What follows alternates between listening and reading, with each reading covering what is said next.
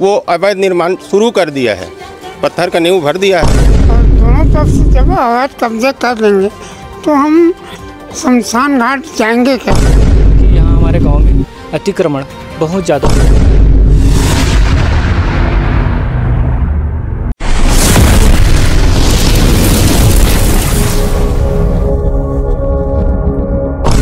वहीं पर मेरे माताजी के नाम में एक ज़मीन है, 172 खसरा नंबर है, और 2 खंड में ज़मीन है। एक खंड में तालाब का पार है और एक खंड में अभी वो क्या बोलते हैं, कचरा रखने का कुछ शेड बना है और शौचालय बना हुआ है सार्वजनिक। उसके बगल से अभी धनीराम यादव वो अवैध निर्माण शुरू कर दिया है, पत्थर का नींव भर दिया है।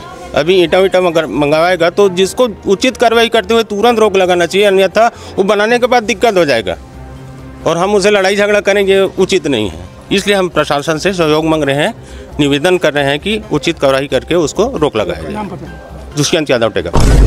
वर्तमान में जो अवैध कब्जा किया जा रहा है वो शमशान घाट का रास्ता है, और दोनों तरफ से जब अवैध कब्जा कर लेंगे तो हम शमशान घाट जाएंगे कैसे?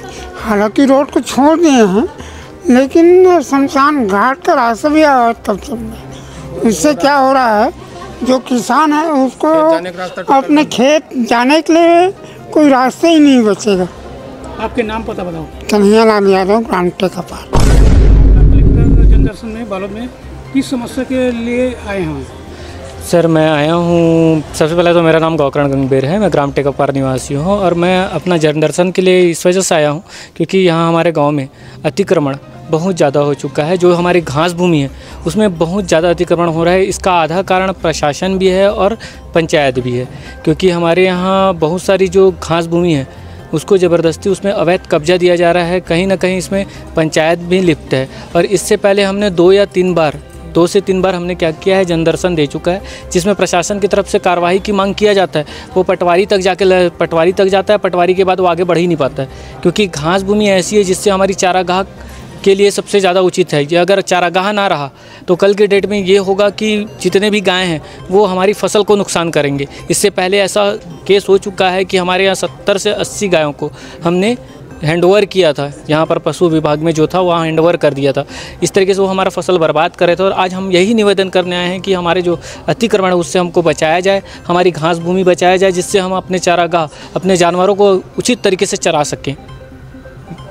ये हमारी समस्या है। जो मैं आपको समस्या बताया, इससे वर्तमान स्थिति ये हो रही है, अगर प्रशासन कार्रवाई नहीं कर रहा है, जिससे क्या होता है, हर कोई अपना अवैध कब्जा करके उसमें कुछ ना कुछ रख के, जैसे कि एक लकड़ी रख दिए या तो फिर उसमें अवैध निर्माण कर दिए। इस तरीके से सब अपना मनमानी कर रहे हैं। अगर कार्रवाई होगी तो उनके लिए भी एक सबक मिलेगा कि नहीं, हमको आधे अतिक्रमण नहीं करना है, जिससे हमें भी असुविधा हो रही है। हमारी खेत के लिए रास्ता नहीं हो रहा है, या कहीं और जाने के लिए हमको कार्रवाई के लिए कुछ भी करने के लिए या गाड़ी ले जाने के लिए हमको जगह नहीं मिल पा रहा है। तो इसलिए प्रशासन से निवेदन है कि इस पर कार्रवाई करे और ताकि अवैध कब्जा को तुरंत से तुरंत रोक सके।